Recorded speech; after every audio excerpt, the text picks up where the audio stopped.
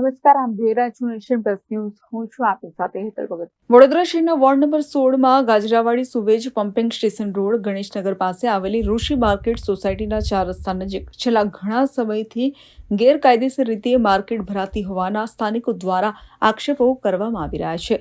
સ્થાનિક રહેવાસીઓ કહી રહ્યા છે કે ખુલ્લા ગ્રાઉન્ડમાં અજાણ્યા વેપારીઓ દ્વારા લાકડાનો જથ્થો જમા કરવામાં આવ્યો છે અને ધીમે ધીમે અહીં લાકડાનું સામ્રાજ્ય ઊભું થતું જોવા મળી રહ્યું છે.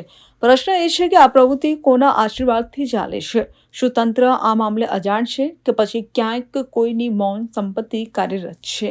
રહેવાસીઓએ તંત્રને તાત્કાલિક કાર્યવાહી કરવાની માંગ કરી છે અને સ્વચ્છ સુરક્ષિત વિસ્તાર જળવાઈ રહે તે માટે નિયમિત ચેકિંગની પણ જરૂર જણાવી છે.